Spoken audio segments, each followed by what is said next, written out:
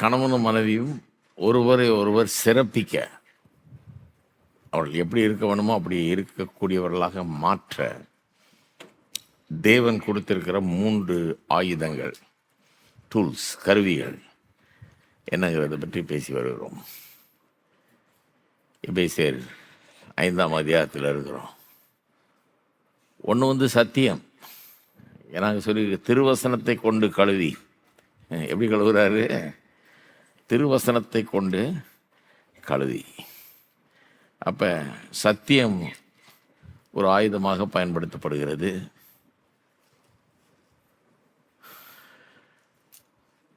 சத்தியத்தை இருவரும் பேசுகிறார்கள். சத்தியத்தை கொண்டு ஒருவர் சிறப்பிக்கிறார்கள், மேன்மைப்படுத்துகிறார்கள். வெறும் சத்தியத்தை பேசினா போதாது, அது அன்போடு பேச வேண்டியதாக இருக்குது. நம்ம சொல்கிறது கரெக்டாக இருக்கலாம், கரெக்டாக இருந்தால் பத்தாது, ஏற்றுக்கொள்ள மாட்டாங்க.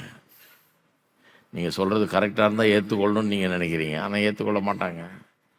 அன்போடு சொன்னால் தான் ஏற்றுக்கொள்ளுவாங்க. அதை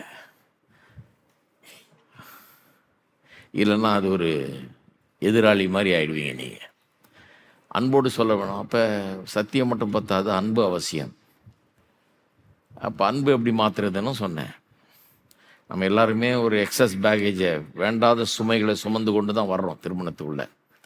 நமக்கு ஏற்கனவே நடந்த காரியங்கள், யாரோ நம்மளை பற்றி நம்ம சொன்னது, இதெல்லாம் எடுத்துக்கிட்டு அது நம்மளை மனதை பாதிக்குது, இருதயத்தை பாதிக்குது. அதன் மூலமாக நாம் பாதிக்கப்பட்டிருக்கிறோம். நம்முடைய மனமும் உள்ளமும் ஒரு விதமாக இருக்குது, ஒரு விதமான பக்குவத்தில் இருக்குது. அது அதனால தான் சிலருக்கு பாருங்கள், நீங்கள் எதையாவது சொல்லிட்டு இருப்பீங்க, நீங்கள் ரொம்ப சாதாரணமாக எதையாவது ஒன்று சொல்லுவீங்க, அவங்களுக்கு சொல்லுன்னு கோபம் வந்துடும். நீங்கள் நினைப்பீங்க, நான் ஒன்றுமே சொல்லியே, நான் என்ன இது சும்மா சாதாரண ஒரு விஷயத்த சொன்னேன், அதுக்குள்ளே ஏன்னா 20 வருஷத்துக்கு முன்னால் யாரோ ஒருத்தங்க அதை ரொம்ப இன்சல்ட்டிங்காக சொல்லியிருக்கிறாங்க. அது உள்ளே இருக்குது, அது உங்களுக்கு தெரியாது இல்லையா? நீங்கள் நினைக்கிறீங்க நம்ம ரொம்ப சாதாரணமாக பேசுகிறோம், இதுக்கு ஏன் இவ்வளோ கோபம் வருதுன்னு. அது உள்ளே இருக்குது, உள்ளே உங்களை பாதிச்சிருக்குது.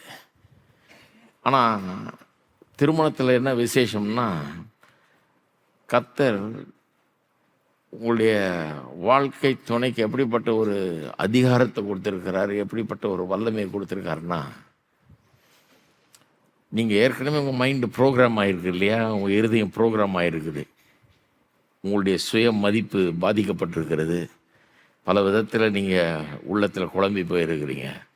அதையெல்லாம் சரியாக்கி உங்களை பற்றிய ஒரு சரியான சுய மதிப்பு, நல்ல உயர்வான மதிப்பை இடும்படியாக அதை உங்களுக்குள்ள கொண்டு வந்து அதை மாற்றும்படியான வல்லமை, ரீப்ரோக்ராம் பண்ணக்கூடிய வல்லமை உங்கள் மனைவிக்கு இருக்குது, உங்கள் புருஷனுக்கு இருக்குது. அது ரொம்ப முக்கியம். உங்களை ரீப்ரோக்ராம் பண்ண முடியும், உங்கள் மைண்டை ரீப்ரோக்ராம் பண்ண முடியும், உங்கள் உள்ளத்தை ரீப்ரோக்ராம் பண்ண முடியும். எப்படி? அவங்க உங்கள் வாழ்க்கை துணையாக இருக்கிறதுனால அவளுடைய அன்பின் நிமித்தமாக அன்பினால் சத்தியத்தை சொல்லி அவங்க சொல்கிறதுனாலே நீங்கள் கேட்பீங்க.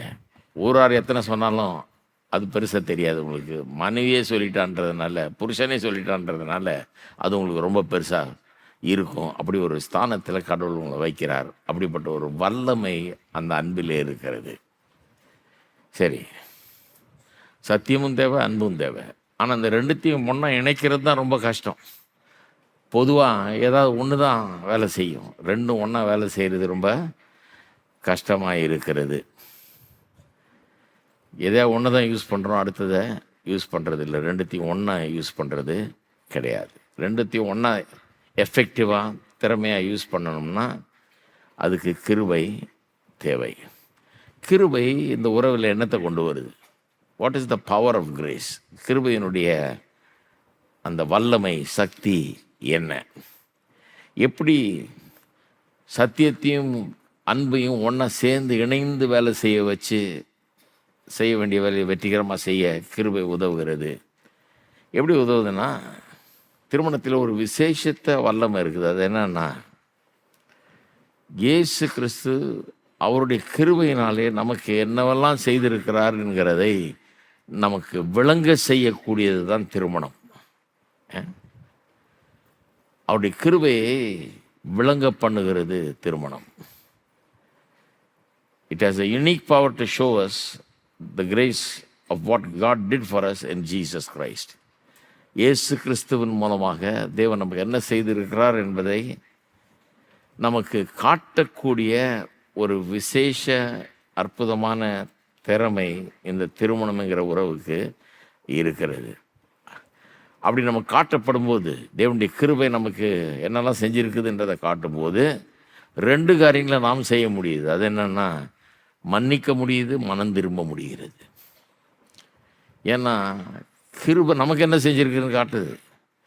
திருமண வாழ்க்கை காட்டும்போது ஒருவருடைய தவறுகளை, ஒருவருடைய குறைகளை மன்னிக்கவும் அல்லது நம்மளே தவற உணரும் போது மனம் திரும்பவும் நம்மளுக்கு சுலபமாக இருக்கிறது.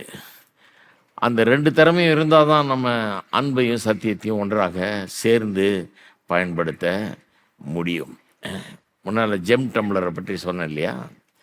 இந்த ஜெம் டம்ளர் என்ன சொல்கிறாங்க, இந்த ஜெம் டம்ளரில் இந்த போடப்படுகிற கற்கள் ஒன்றோடு ஒன்று மோதுகிறது. மோதி அப்படி தான் அதில் இருக்கிற அந்த அழுக்கு மண் எல்லாம் எடுத்து போட்டு அதனுடைய பளபளப்பை கொண்டு வருகிறது, அந்த உண்மையான அழகை வெளியே கொண்டு வருது.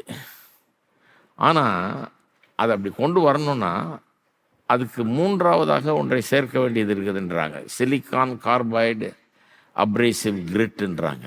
அது ஒரு விதமான ஒரு காம்பவுண்டு, ஒரு விதமான கொஞ்சம் கொலன்னு இருக்கிற ஒரு இதை அதோட சேர்க்குறாங்க. அந்த ஜெம் டம்ளரில் போடுறாங்க, அந்த கற்களுக்கு மத்தியில் போடுறாங்க. ஏன் போடுறாங்கன்னா, ஒன்றோட ஒன்று மோதி எல்லாம் சுக்குநூறாக போயிடுமா. இல்லைனா அப்படி ஆகாதபடிக்கு மோதவும் செய்யணும், உரசவும் செய்யணும், உரசி அந்த அழுக்கை நீக்கணும், அந்த நீக்க வேண்டியதெல்லாம் நீக்கணும். அதே நேரத்தில் ஒன்று உடச்சி தூளாக்கிடக்கூடாது, ஒன்று அடித்து எகிரி இதாகிடக்கூடாது. அதனால் இந்த காம்பவுண்டை உள்ளே போடுறாங்களாம். போடும்போது அது அப்படியே கட்டுக்கோப்பாக உள்ளே வச்சுருக்குது, உரசுது, நல்லா செய்ய வேண்டிய வேலையை செய்யுது. ஆனால் ஒன்றோட ஒன்று மோதி உடைந்து தூளாக போகிறதில்லை. அப்போ அந்த கிரைண்டிங் காம்பவுண்ட்றாங்களே, அதை கிரைண்ட் பண்ணும்போது போடப்படுகிற அந்த காம்பவுண்ட் நான் சொல்கிறேன் கர்த்தருடைய கிருபை. கிருபை இல்லைன்னா பாருங்கள் எல்லாம் சுக்குநூறாக உடஞ்சி போயிடும். இந்த கிருபை ஒரு அற்புதமான ஒரு காரியம். 2ம் சத்தியத்தையும் அன்பையும் ஒன்றா கலந்து எஃபெக்டிவாக அதை யூஸ் பண்ணவே முடியாது. என்ன ஆகும்? கிருபை இல்லைன்னா, இந்த கிருபைங்கிற இந்த வல்லமை அங்கே இல்லைன்னா, அந்த திருமணமான இந்த இருவரும் ஒருத்தரோடு ஒருத்தர் சேரவே மாட்டாங்க, பிரிஞ்சே இருப்பாங்க. சத்தியத்தை ஏற்றுக்கொள்ள விரும்பாமல் ஒருத்தர் அவாய்ட் பண்ணுறதுலேயே இருப்பாங்க. They bounce off off each other. அப்படியே 2 கல் ஒன்றோடு பட்டு படார்னு எகிறது போல் அப்படி இருப்பாங்க. ஏன்னா இவங்க ஒன்று சொல்ல போய் அதன் மூலமாக 4 நாள் பேசாமல் தான் இருப்பாங்க. அந்த மாதிரி ஆகிடும்.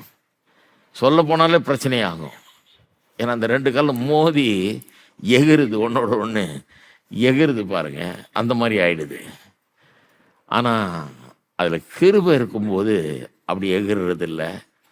சொன்னதுனால பாதிப்பு ஏற்பட்டு அதனால் பேசாமல் போய் அதனால் விலக்கிக்கிட்டு தங்களை தனிமைப்படுத்திக்கிட்டு அப்படிலாம் இருக்கிறது இல்லை. ஆவிக்குரிய விதத்திலும் இதே மாதிரி நடக்குது பாருங்கள். கலாத்தியர் 6ஆம் அதிகாரத்தில் 1ஆம் வசனம் சொல்லுது, சகோதரரே, ஒருவன் யாதொரு குற்றத்தில் அகப்பட்டால் ஆவிக்குரியவர்களாகிய நீங்கள் சாந்தமுள்ள ஆவியோடே அப்படிப்பட்டவனை சீர்பொருந்த பண்ணுங்கள். நீயும் சோதிக்கப்படாதபடி உன்னை குறித்து எச்சரிக்கையாயிரு. ஒருவர் பாரத்தை ஒருவர் சுமந்து இப்படியே கிறிஸ்துவனுடைய பிரமாணத்தை நிறைவேற்றுங்கள். அதாவது ஒருத்தன் ஏதாவது ஒரு குற்றத்தில் ஆகப்பட்ட ஒரு தப்பு செஞ்சிட்டான்னா ஆவிக்குரிய நீங்கள் எப்படி பண்ணுங்க? சாந்தம் உள்ள ஆவியோட.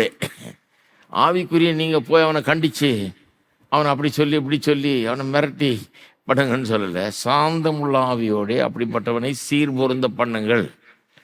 அவனுக்கு அவன் தவறை எடுத்து காண்பிச்சு, அப்பா இப்படி பண்ணினா அது நல்லதில்லை, உனக்கு நல்லதில்லை, கர்த்தர் உன்னை எப்படி நேசித்து உன்னை ரட்சித்து உன்னை இப்படி ஆசீர்வச்சிருக்கிறாரு, நீ இப்படி நடந்து கொள்ளலாமா, இது உனக்கு எவ்வளோ பெரிய ஒரு பாதிப்பை ஏற்படுத்தும், உன் வாழ்க்கை எப்படியெல்லாம் பாதிக்கப்படும் என்று பக்குவமாக எடுத்து சொல்லி அவனை நல்வழிப்படுத்துவது. இது ரொம்ப பாருங்க, வேத வசனத்தில் நல்ல உதாரணங்கள்லாம் இருக்குது. ஒரு பெண்ணை, விபச்சாரத்தில் அகப்பட்ட ஒரு பெண்ணை கையங்களமாக கொண்டு வர்றாங்க இல்லையா? யோவான் 8ஆம் அதிகாரத்தில் அதை வாசிக்கிறோம் நம்ம 3லேருந்து 5 வசனங்களில். கொண்டு வந்து இயேசு வண்டியில் கொண்டு நிறுத்துறாங்க. அவங்க சொல்கிறாங்க, நாங்கள் கையங்களமாக பிடிச்சோம், ப்ரூஃபோடு இருக்குது எங்கள்கிட்ட. இந்த பெண்ணு தகாத உறவில் ஈடுபட்டு கொண்டிருக்கிறா, இவளை கல்லெறிஞ்சு கொள்ள வேணும் என்று மோசேயின் கட்டளை சொல்லுகிறது. அவங்க வந்து சொல்கிறாங்க, விபச்சாரத்தில் கண்டுபிடிக்கப்பட்ட ஒரு ஸ்திரீ வேதபாரரும் பரிசேயரும் அவரிடத்தில் கொண்டு வந்து அவளை நடுவை நிறுத்தி 8:3 யோவான், போதகரே, இந்த ஸ்திரீ விபச்சாரத்தில் கையும் மெய்யுமாய் பிடிப்பட்டாள். இப்படிப்பட்டவர்களை கல்லெறிந்து கொள்ள வேண்டும் என்று மோசே நியாயப்பிரமாணத்தில் நமக்கு கட்டளையிட்டு இருக்கிறாரே, நீர் என்ன சொல்லுகிறீர்? நீர் என்ன சொல்லுகிறீர் அப்படின்னு கேட்குறாங்க. எப்படிப்பட்ட ஆளுங்க பாருங்கள், இந்த பரிசேயர்கள் ஒரு பொண்ணை பிடிச்சிட்டாங்க. இப்போ வந்து கல் எறிஞ்சு கொள்ளணும்னு மோசே சொல்கிறாரு. இவர் என்ன சொல்கிறாருன்னு பார்க்கலாம்.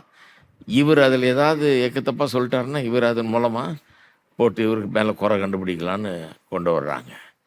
அந்த பெண்ணை வந்து பிடிச்சாங்களே, அந்த பெண்ணை எப்படி திரும்ப நல்வழிப்படுத்துவதுன்ற பற்றியெல்லாம் அவங்களுக்கு கவலையே கிடையாது. பிடிச்சா கல்லெறிஞ்சு கொள்ளணும், அவ்வளோதான். பிடிச்சா கதையை முடிச்சிடணும். அந்த மாதிரி ஒரு அப்ரோச்சில் போகிறாங்க அவங்க. ஆனால் 6ஆம் அதிகாரம், கலாத்தியர் 6ஆம் அதிகாரத்தில் என்ன சொல்லுது?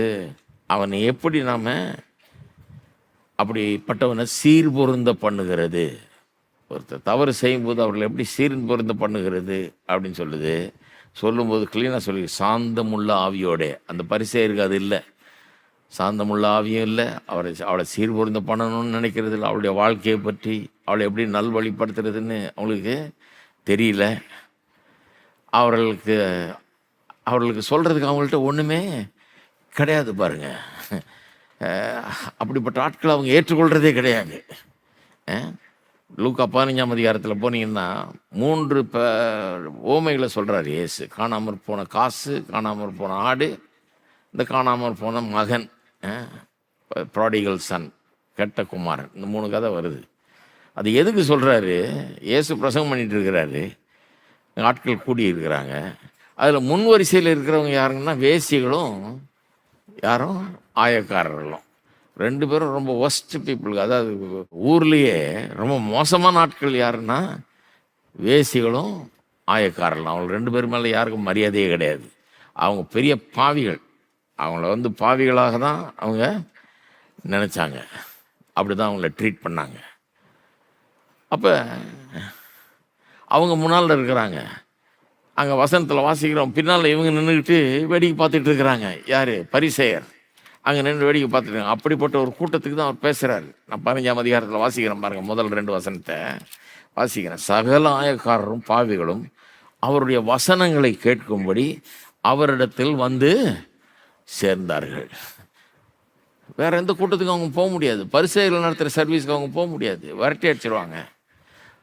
அவங்களுக்கு அங்கே இடம் கிடையாது, அவங்களுக்கு ஒரு மரியாதை கிடையாது. அவங்கள சீர்பொருந்த பண்ணணும், இவங்களுக்கு ஒரு புது வாழ்வு தரணுன்ற அந்த எண்ணம்லாம் அவங்களுக்கு கிடையவே கிடையாது. தாங்க பெரிய பரிசுத்தர்கள், இவங்கெல்லாம் பாவிகள், நீ தூரம் நில்லு, எங்கள்கிட்ட வராது, நீ உனக்கெல்லாம் இங்கே இடம் கிடையாது அப்படின்ற மாதிரி போகிறாங்க அவங்க.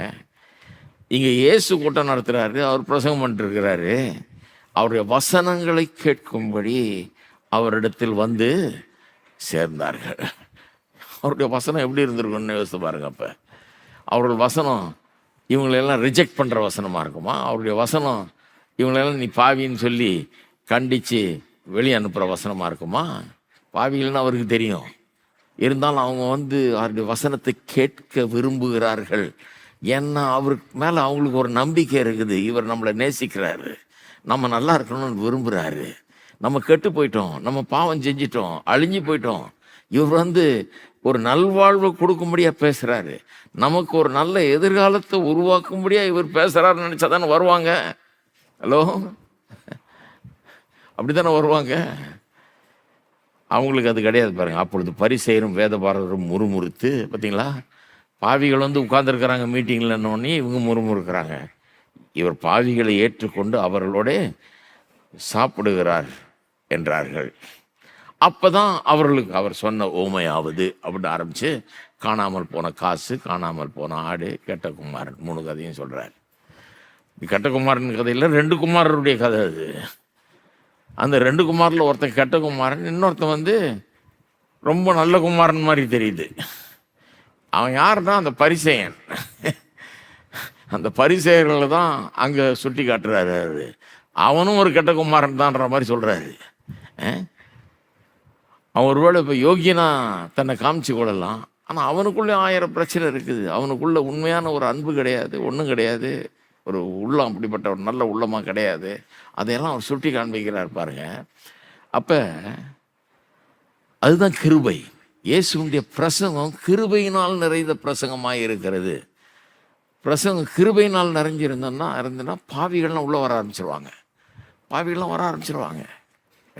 நான் இதை அனுபவிச்சிருக்கிறேன் பாருங்க. வெளிநாட்டில் பிரசங்கம் பண்ண போது கூட எல்லாம் புரோக்கன் பீப்புள். அந்த சபைக்கு 25 பேர் தான் இருந்தாங்க சபையில். அதை எடுத்தேன். 1 வருஷத்தில் 200 பேர் ஆயிடுச்சு.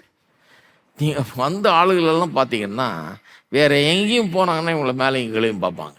அந்த மாதிரி ஆளுங்க. அங்கேயே அமெரிக்காவிலேயே இவங்களை ஒன்றும் பெருசாக மதிக்க மாட்டாங்க. ஏன்னா எல்லாரும் திருமணம் பாழா போச்சு, கணவனை விட்டாச்சு, மனைவியை விட்டாச்சு. அந்த மாதிரி ஆளுங்க ஒரு பாவத்தில் ஈடுபட்டு ட்ரக்ஸில் போய் அந்த மாதிரி ஆகி எல்லாத்தையும் இழந்து அப்படி போன ஆட்கள்.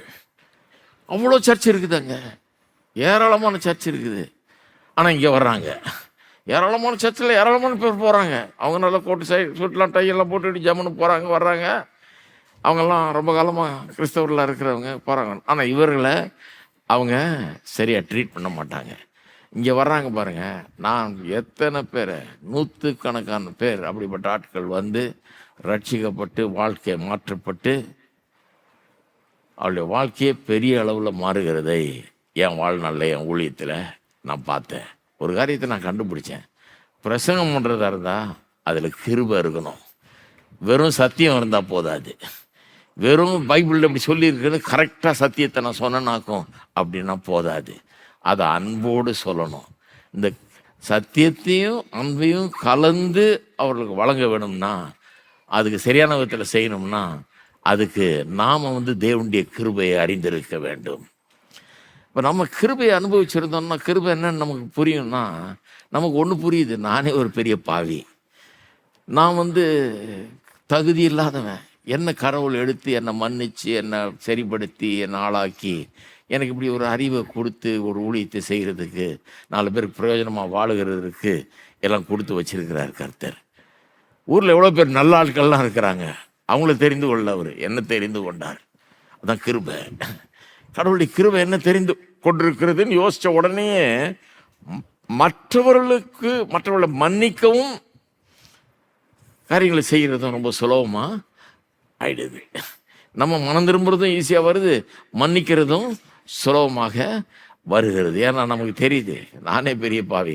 அப்போ சிலர் என்கிட்ட சொல்லுவாங்க, பாருங்க, நீங்கள் கிறிஸ்தவர்கள்ட்ட என்ன பிரச்சனைன்னா பாவி பாவி பாவின்னு பேசுகிறீங்க நீங்கள், அதான் எங்களுக்கு பிடிக்கிறது இல்லை. நாங்களாம் என்ன பாவியா, நாங்களாம் நான் மோசமா, எதுக்கு அப்படி பேசுகிறீங்க அப்படின்னா நான் சொல்கிறது, உங்களை எதுக்குங்க நாங்கள் பாவின்னு சொல்கிறோம்? நாங்களே பெரிய பாவி. உங்களை ஏன் பாவின்னு சொல்கிறோம்? நாங்களே கொஞ்சம் கூட தகுதி இல்லாதவர்கள். நாங்கள் ஆண்டவரை அறிஞ்சிக்கிட்டு ஒரு ஆசீர்வாதமாக இருப்பது ஒரு பெரிய கடவுளுடைய கிருபை. அது கர்த்தர் செய்த அவருடைய இரக்கத்தின் செயல். அது ஒரு பெரிய கிருபை. அதனால நான் ஊரில் இருக்கிற ஆளுகளை பார்த்து நீ பாவி பாவி பாவின்னு சொல்ல முடியாது. ஏசு அப்படி பேசியிருந்தா வந்திருப்பாங்களா அவங்க? பாவத்தை கண்டித்து உணர்த்தணுன்ற பேரில் சும்மா எல்லாரையும் போட்டு கண்டம் பண்ணுறது பெரிய தப்பு. இயேசுடைய வார்த்தையில் கிருபை இருந்தது. அதனால தான் ஒரு முறை இயேசு பேசிகிட்டு இருக்கும்போது ஒரு பெண் அங்கேருந்து சொல்கிறா, உம்மை சுமந்த கற்பமும் நீ பால் உண்ட முலைகளும் ஆசீர்வதிக்கப்பட கடவுது அப்படின்றா. எப்படி இருந்திருக்கும் அந்த அம்மாவுக்கு? இந்த மனுஷன் பேசும்போது, அப்பா உன்னை பெற்றது யாரு? அவர் அந்த பெண் ஆசீர்வதிக்கப்பட்டிருக்கட்டும். உனக்கு பால் ஊட்டி வளர்த்தது யாரு? என்ன பாலை குடிச்ச நீ? எப்படி பிறந்த நீ? ஏன்னா இத்தனை மதவாதிகள் இருக்கிறாங்க, இத்தனை பரிசேயர் இருக்கிறாங்க, இத்தனை மதத்தில் இருக்கிற ஆட்கள் இருக்கிறாங்க, தங்களை பெரிய யோகியர்கள், உயர்ந்தவர்கள், சிறந்தவர்கள் சொல்லிக்கிறாங்க. ஒரு ஆள்கிட்டையும் ஒரு இரக்கம் கிடையாது. ஒரு கனிவு கிடையாது, ஒரு அன்பு கிடையாது, ஒன்றும் கிடையாது. டாக்டரின் கரெக்டாக தெரியும். அவங்கெல்லாம் டாக்டரின் தியாலஜி படித்தவங்க, ரொம்ப கரெக்டாக தெரியும் டாக்டரினை. ஆனால் இவர் பேசுகிறதுக்கும் அவங்க பேசுகிறதுக்கும் பெரிய வித்தியாசம் இருக்குது. அவங்க பேசும்போது இவங்களை குப்பைன்னு நினச்சி பேசுகிறாங்க. அவர் பேசும்போது இவர்களை தேவனுடைய சாயலில் உண்டாக்கப்பட்ட மனுஷர்கள், இவர்கள் அழிஞ்சு போயிட்டாங்க, பாவம் இவர்களை கெடுத்து போட்டுச்சு, இவர்கள் எப்படியாவது மீட்கணும், இழந்து போனதை தேடவும் ரட்சிக்கவும் வந்து இயேசு சொன்னார் பாருங்க. அதுதான் அதுக்குன்னு வந்திருக்காரு அவரு. வியாதியஸ்தனுக்கு தான் மருத்துவர் தேவைன்னாரு. நல்லா இருக்கவனுக்கு இல்லை, வியாதிப்பட்டவனுக்கு தான் மருத்துவம். அப்போ பார்க்குறாரு இவ்வளோ, ஐயோ வியாதிப்பட்டவங்க, இவங்க இழந்து போகிறவங்க, இது காணாமல் போன ஆடு, இது காணாமல் போன காசு, இது கெட்ட குமாரன் மாதிரி இவனை தேடுறதுக்காக வந்தேன்ற அர்த்தத்தில் தான் பேசுகிறாங்க. அந்த 3 பேரபிள் அங்கே கொண்டு வந்து நுழைச்சது அதுதான் காரணம். இவங்களுக்காக தான் நான் வந்திருக்கிறேன், இவங்க தான் எனக்கு முக்கியம் அப்படி நினச்சா என்ன ஆகும்? இந்த உலகம் வந்து ஒரு உடைக்கப்பட்ட ஒரு உலகம், உடைஞ்சு போன குடும்பங்கள், உடைஞ்சு போன வாழ்க்கைகள். யார் பர்ஃபெக்டாக இருக்கா சொல்லுங்க பார்ப்போம். இந்த உலகத்தில் யாராவது பர்ஃபெக்டாக இருக்காங்களா? கிறிஸ்தவர்களாக இருக்கட்டும், யாராக இருக்கட்டும், பர்ஃபெக்டாக யாரும் கிடையாது. எல்லாருக்குள்ளேயும் பார்த்தீங்கன்னா பிரச்சனை இருக்குது. ஏதோ ஒரு இடத்துல உடஞ்சி இருக்கிறாங்க. எல்லாருக்கும் பின்னால் ஒரு ஹிஸ்ட்ரி இருக்குது. சில நேரத்தில் அதை பொத்தி மூடி மறைச்சு ஒரு மரியாதையை கீப்பப் பண்ணிக்கிறதுக்காக எல்லாம் பண்ணிட்டு அப்படியே போத்தி அப்படியே போகிறாங்க. யாருக்கு தெரியாமல் இருக்கணுது அப்படி ஆயிடுச்சு. ஆழமாக போனீங்கன்னா உங்களை கொஞ்சம் நம்ப ஆரம்பிச்சாங்கன்னா விஷயத்த சொல்லுவாங்க. எத்தனையோ முறை எனக்கு அப்படி நடந்திருக்குது.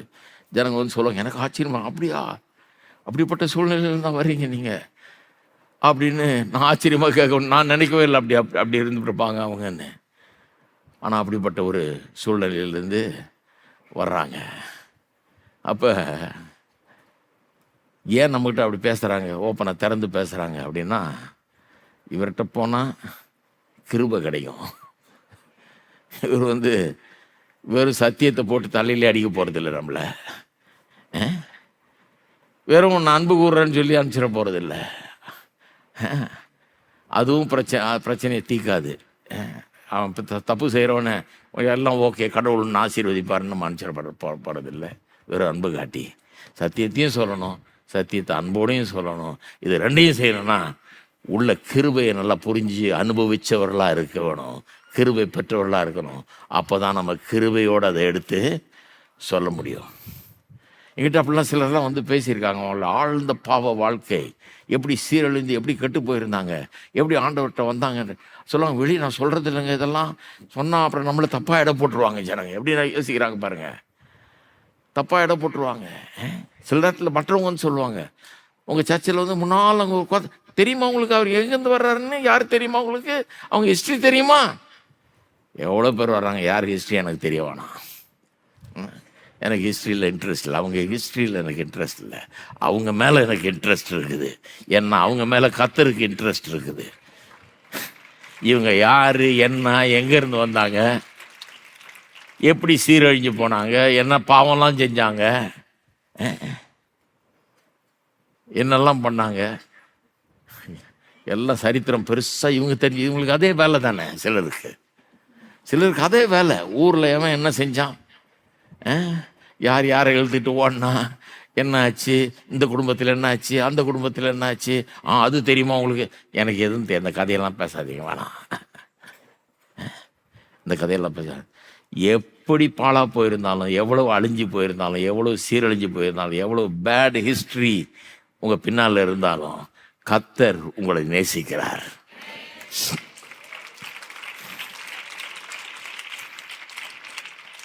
இயேசு இன்னைக்கு வந்து சர்ச்சு வச்சுருந்தாருன்னா பாவிகளும் ஆயக்காரர்களும் தான் முன் வரிசையில் உட்காந்துருப்பாங்கன்னு நான் நினைக்கிறேன். அவங்க தான் ரொம்ப முக்கியமாக வந்து அட்டன் பண்ணுவாங்கன்னு நினைக்கிறேன். நான் தான் ஜெபம் பண்ணுறேன், ஆண்டவரே என் சபை அப்படி இருக்கணும். அப்படிப்பட்ட ஆட்கள், காயப்பட்ட ஆட்கள், வியாதிப்பட்ட ஆட்கள், வெறும் சரீர வியாதியை சொல்ல, நான் டாக்டர் வியாதிப்பட்டவனுக்கு தானே தேவைன்னாரு, நோயாளிக்கு தானே தேவை. அப்படிப்பட்ட நோயாளிகள், மனதில் கெட்டு போய் வாழ்க்கை சீரழிஞ்சு போய் எல்லாம் ஒன்றும் இல்லாமல் போனவர்கள், அவர்கள் வரட்டும். ஏன் அப்படி விரும்புகிறேன்னா, நானே கடவுளுடைய கிருபையை அனுபவிச்சிருக்கிறேன். கடவுள் எப்படி ஒரு சாதாரண ஆளை எடுத்து எப்படி மாற்ற முடியும், எப்படி அவனுக்கு இரக்கம் காட்ட முடியும்? இதெல்லாம் அனுபவிச்சதுனால கிருபையை வழங்க முடிகிறது இல்லையா? ஒரு கதை சொல்கிறார் இயேசு மத்தேயு 18ஆம் அதிகாரத்தில் 21லேருந்து 35 வரைக்கும், வாசிக்க நேரம் இல்லை. அது சொல்ல, ஒரு பெரிய கடனை ஒருத்தனுக்கு மன்னிக்கிறார் ராஜா. அவன் வாங்கிட்டான், கடன் வாங்கிட்டான், கொடுக்க முடியலன்னு வந்து கெஞ்சுறான். இவனை தூக்கி ஜெயிலில் போட்டு என்னென்னமோ பண்ணியிருக்கலாம், இவனுக்கு உள்ளதெல்லாம் பறிச்சிருக்கலாம், எல்லாம் பண்ணலாம். அவர் இறக்கப்பட்டு மன்னிக்கிறாரு. மன்னிச்ச பிறகு இவன் போகிறான் வீட்டுக்கு. போகிறப்ப வழியில் இவங்கிட்ட சின்ன கடன் வாங்கினோன்னே பார்க்குறான் வழியில். அவனை பிடிச்சி தொண்டையை பிடிச்சி நெரிச்சு மரியாதையை கொடு அப்படின்னு மிரட்டுறான். இதை பார்த்துட்டு போய் சொல்லிட்டானுங்க அவனுங்க மற்ற ஆளுங்க.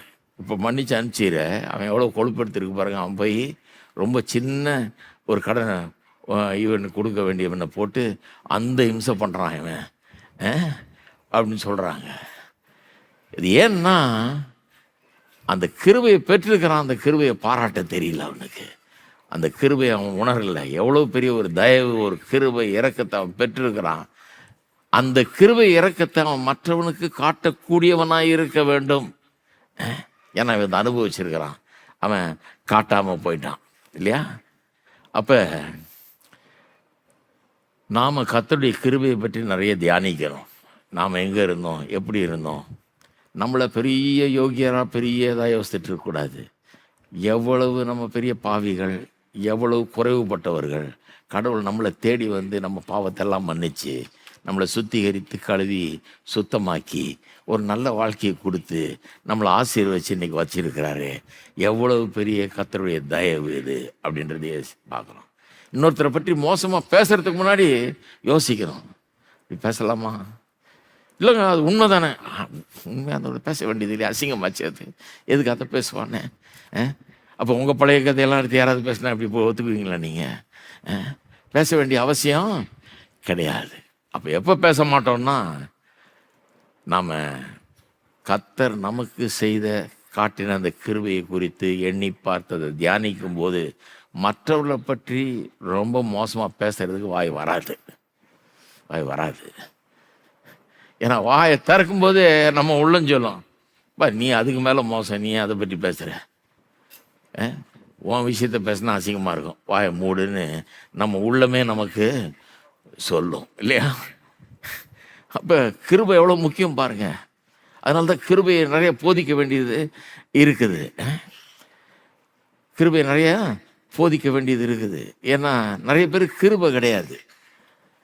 மனைவிமாருக்கு சில நேரத்தில் கிருபை கிடையாது, புருஷன்மாருக்கு சில நேரத்தில் கிருபை கிடையாது. ஒரு தவறு மனைவி செஞ்சிட்டான்னா ஒரு கொஞ்சம் கூட கிருபை காட்டுறது கிடையாது. கிருபை இல்லாமல் பேசுகிறோம். மனைவிகளும் சில நேரத்தில் அப்படி தான் இருக்கிறாங்க, கொஞ்சம் கூட கிருபை கிடையாது, எடுத்தறிஞ்சு தான் பேசுகிறாங்க. ஏன்னா அந்த கிருபையை தியானிக்கலை. நம்மளே எவ்வளோ தப்புகள் இருக்குது, எவ்வளோ தவறுகள் இருக்குது. நம்ம அப்படி பேசக்கூடாது, கிருபை காட்டணும், மன்னிக்கணும் அப்படின்றது அவங்களுக்கு வர்றதே கிடையாது. சில நேரத்தில் ஒரு தவறு செஞ்சிட்டோன்னு உணர்ந்தா மனம் திரும்புதல் வரமாட்டேங்குது. ஏன்னா அவங்களுக்கு என்ன, நான் எங்கள் பக்கத்து வீட்டுக்காரனை கூட நான் ரொம்ப யோகியனாக்கும், எதிர் வீட்டுக்காரனை கூட இந்த தெருவிலேயே நான் தான் பெரிய யோகியனாகும் அப்படிலாம் நினச்சிட்டு இருக்கிறாங்க. அப்புறம் எப்படி மனம் திரும்புதல் வரும்? எல்லா பாவிகளோட நான் பெரிய பாவியினர் பவுல். அதனால்தான் கிருபை வருது, பிரசங்கத்தில் கிருபை வருகிறது. அப்போ கிறிஸ்துவின் கிருபையை அறிந்தவர்கள் அந்த கிருபையை காட்ட முன் வருகிறார்கள், கிருபையோடு பேசுகிறார்கள். இது திருமணத்துக்குள்ளே அப்படியே போகும்போது அற்புதமான ரிசல்ட்ஸ் அங்கே நமக்கு உண்டாகிறது. எப்படி உண்டாகுதுன்னா, திருமணம்னு வரும்போது அங்கே கிருபையோடு நடந்துக்கிட்டோன்னு வைங்க, அப்போ ஒரு கணவனுடைய தவறை சுட்டி காட்ட முடியும். ஏன்னா நம்ம உண்மை பேசணும், பூசி முழுகிறவங்க கிடையாது, சொன்னால் கோச்சிக்கு போகிறான்னு விட்டுறவங்க கிடையாது. ஏன்னா அப்படி விட்டால் அவர் கெட்டவராக தான் இருப்பார், அந்த காரியத்தை செஞ்சுக்கிட்டே தான் இருப்பார். அவர் நல்லா இருக்கணுமே, சிறப்பாகணுமே, அருமையான ஆளாக மாறணுமே. அதனால் சும்மா பொய் சொல்லி விட்டுற முடியாது, சும்மா அன்பு காட்டி விட்டுற முடியாது. அன்பு காட்டுறோம், ஆனால் உண்மையும் சொல்கிறோம். அதை சொல்லும்போது அதை கிருபையோடு சொல்லுகிறோம். எப்படி கிருபையோடு சொல்கிறது? நான் பெரிய யோகியன், நீ இப்படி பண்ணிட்ட அப்படின்ற ரீதியில் சொல்ல மாட்டோம். அதுதான் கிருபை. ஹலோ, என்ன பார், நான் ஒரு நாள் அப்படி பண்ணியிருக்கேனா, நீ இப்படி பண்ண, அப்படி பேசவே மாட்டோம். அந்த மாதிரி நம்மளை பெருசாக நினச்சிக்கிட்டு பேச மாட்டோம். அப்போ செல்ஃப் ரைச்சஸாக பேச மாட்டோம். அது மட்டும் இல்லை, அதை சொல்லும் போதே அந்த குற்றத்தை நான் மன்னிச்சிட்டேன்ற விதத்தில் பேசுவோம். நல்லா கவனிங்க. பெருமையாக நான் யோக்கியன், நீ தப்பு பண்ணுற, நான் இப்படிலாம் பண்ண மாட்டேன், நீ இப்படிலாம் பண்ணியிருக்க அப்படின்ட்டு பேச மாட்டோம். இன்னொன்று, அவருடைய குற்றத்தை சுட்டி காண்பிக்கும் போதே அதை நான் மன்னிச்சிட்டேன், நான் மறந்துட்டேன், இருந்தாலும் உங்கள் நன்மைக்காக, உன்னுடைய நன்மைக்காக, நீ நல்லா இருக்கணுன்றதுக்காக, உன் வாழ்க்கையை நம்ம சிறப்பாக இருக்கணுங்கிறதுக்காக நான் சொல்கிறேன், இதை சரி பண்ணி அப்படின்னு சொல்லும்போது ஏற்கனவே மன்னிப்பை வழங்கிட்டீங்க, ஏற்கனவே அதை மறந்துட்டேன்றீங்க. எப்படி ஒரு வேலை செய்து பாருங்க. கிருபை சத்தியமும் இருக்குது, அங்கே அன்பும் இருக்குது, அங்கே கிருபையும் இருக்குது. அங்கே தற்பெருமை இல்லை, நான் பெரிய யோகிய நீ ஒன்றும் இல்லை அப்படிங்கிற அந்த எண்ணம் கிடையாது. நான் உன்னை மன்னிச்சிட்டேன், ஏற்கனவே நீ செஞ்ச காரியத்துக்காக என்கிட்ட மன்னிப்பு கேட்கக்கூட வேண்டிய அவசியம் இல்லை, நான் மன்னிச்சிட்டேன். ஆனால் நீ நல்லவன் ஆயிரு, நீ திருந்திக்க, இனிமேல் அதை செய்யாதங்கிற விதத்தில் பேசுவோம். அதாவது அது மட்டும் இல்லை, நம்ம எந்த விதத்திலும் அவர்களை காட்டிலும் மேலானவர்கள்ன்ற அந்த ஒரு சிறிய ஒரு வார்த்தை கூட நம்மகிட்டேருந்து வராது. நான் உன்னை காட்டிலும் மேலானவன், நான் சுப்பீரியர், நீ இன்ஃபீரியர்ன்ற விதத்தில் பேசவே மாட்டோம். அவனை மட்டம் தட்டி ரொம்ப சிறியவனாக்குற மாதிரி பேசவே மாட்டோம். இதெல்லாம் எடுத்துங்க கணக்கில். மறுபடியும் சொல்கிறேன், செல்ஃப் ரைச்சஸாக பேச மாட்டோம். நான் பெரிய நீதிமான், நீ கெட்டவன் அப்படின்ற ரீதியில் பேச மாட்டோம். சந்தோஷமாக உன்னை மன்னிக்கிறேன், நான் மறந்துடுறேன் இதை, ஆனால் இருந்தாலும் சொல்ல வேண்டியது இருக்குது, ஏன்னா நீ தொடர்ந்து அப்படி பண்ணக்கூடாது, பண்ணால் உனக்கு அது கெடுதி அப்படிங்கிறத சொல்கிறோம். அப்போ மன்னிச்சிட்டோன்றது வந்துடுது அதில். அது மட்டும் இல்லை, உன்னை விட நான் மேலானவன் அப்படிங்கிற அந்த எண்ணத்தை எந்த வார்த்தையை கொண்டு நான் வெளிப்படுத்துவது கிடையாது, நம்ம வெளிப்படுத்துவது கிடையாது. இதெல்லாம் தான் கிருபையின் அடையாளம். அது மட்டும் இல்லை, அவனை மட்டம் தட்டி அவன் ஒன்றும் இல்லைன்ற மாதிரி மேக்கிங் ஹிம் ஃபீல் ஸ்மால்னு சொல்லுவாங்களே, அவனை ஒரு அற்பன் அப்படிங்கிற மாதிரி உணர வைக்கிற மாதிரி ஒரு வார்த்தை கூட நம்மகிட்ட வரவே வராது. அந்த மரியாதை இருக்கும், எப்படி சொல்லணுமோ அதை சொல்லுவோம். அதுதான் கிருபை.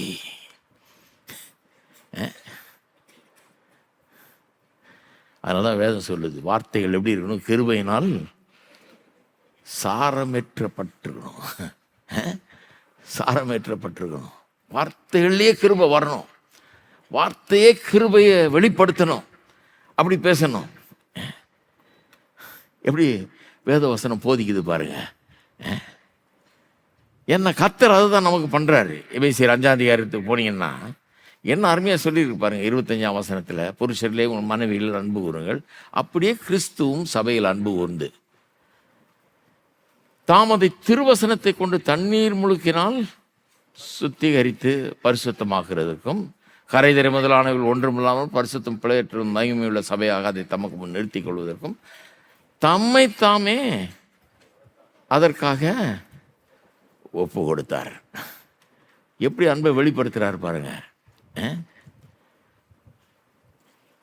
வசனத்தை கொண்டு தண்ணீர் முழுக்கினால் சுத்திகரித்து. அவருடைய வசனம் கண்டம் பண்ணுகிற வசனம் அல்ல, உயிர் கொடுக்கிற வசனம், ஜீவன் கொடுக்கிற வசனம், திருத்துகிற வசனம், உண்மையை சொல்லுகிற வசனம். அந்த அவருடைய வசனத்தில் கிருபை இருக்கும், அவருடைய வசனத்தில் கிருபை இருக்கும். அவர் ஒரு காரியத்தை ரொம்ப ஸ்ட்ரிக்டாக சொன்னால் கூட அதில் கிருபை இருக்கும், இரக்கம் இருக்கும், அன்பு இருக்கும், எல்லாமே அதில் இருக்கும். கோபமாக ஒன்று சொன்னால் கூட அதில் கிருபை இருக்க வேண்டும்.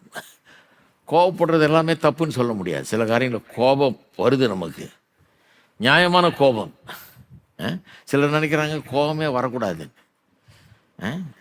ஏங்க, ஊரில் எத்தனை அநியாயம் நடக்குது, எத்தனை அக்கிரமம் நடக்குது, பார்த்தா கோபம் வரலையா?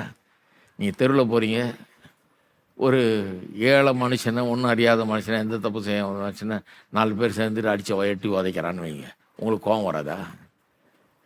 கோபம் வரலன்னா அப்படின்னா மனுஷன் நமக்குள்ளே ஒரு பொங்கி எழாதா ஒரு கோபம்? எழலைன்னா நமக்குள்ளே ஏதோ சரியில்லைன்னு அர்த்தம். என்ன அப்படி பண்ணுறான்ல, இப்படி அநியாயமாக பண்ணுறான்ல அப்படின்ற ஒரு ஏதாவது வரவானா நமக்குள்ள? கோவப்படுறதே தப்புன்னு வேதம் போதிக்கல. Be angry but sin not. கோவப்படுங்க ஆனால் பாவம் செஞ்சிடாதீங்கன்னு தான் சொல்லுது. சரியான காரியங்களுக்காக நம்ம கோவப்படுறோம். அப்போ ஒரு கணவனோ மனைவியோ ஒரு தப்பான காரியத்தை செய்யும்போது நம்ம கோவப்படவே கூடாதுன்னு சொல்கிறது பெரிய தப்பு. கோவப்படுற மாதிரி சில காரியங்கள் செய்கிறாங்களே, அப்படி கோவப்படும் போது பாவம் செய்யாமல் காத்துக்கொள்ள வேணும். அந்த கோபத்தில் கூட அந்த கிருபையின் சாயல் இருக்க வேண்டும், இரக்கத்தின் சாயல் இருக்க வேணும். கோபப்படுறோன்றது தெரிஞ்சாதான் அவங்களும் திருந்துவாங்க. கொஞ்சம் இது செஞ்சது தப்பு, எவ்வளோ பெரிய தப்புன்றது சில நேரத்தில் விளங்கும். ஆனால் அதே நேரத்தில் அதில் கிருபையும் பார்க்கணும். அவங்க நம்ம நல்ல மனசையும் பார்க்குறோம், நம்முடைய வேதனையும் அவங்க பார்க்கணும், ஏன் கோபப்படுறோன்றதையும் பார்க்கணும், அதனுடைய நியாயத்தையும் அவர்கள் உணர வேண்டும். அப்போ இப்படிப்பட்ட கிருபையில் செயல்படுவதற்கு என்ன தேவை, எப்படி அதில் செயல்படுறது, எப்படி சத்தியத்தை அன்போடு சொல்லுவது, அதில் கிருபையை வச்சு எப்படி செய்வது? ஒன்று, அதுக்கு தாழ்மை ரொம்ப தேவை. இந்த பவர் ஆஃப் கிரேஸை, கிருபையின் வல்லமையை பயன்படுத்த வேணும்னா அதுக்கு தாழ்மை ரொம்ப தேவை. ஏன் சொல்கிறேன்னா, தாழ்மை இருந்தால் நாம் கிருபையில் செயல்படுகிறோம். அப்போ நம்ம மற்றவர்களை காட்டிலும் பெரியவர்கள், நல்லவர்கள், யோகியர்கள் அப்படிங்கிற இது வராது. அவங்கள காட்டிலும் நம்ம ரொம்ப நல்லவர்கள்ன்ற பேச்சை நம்ம பேச மாட்டோம்.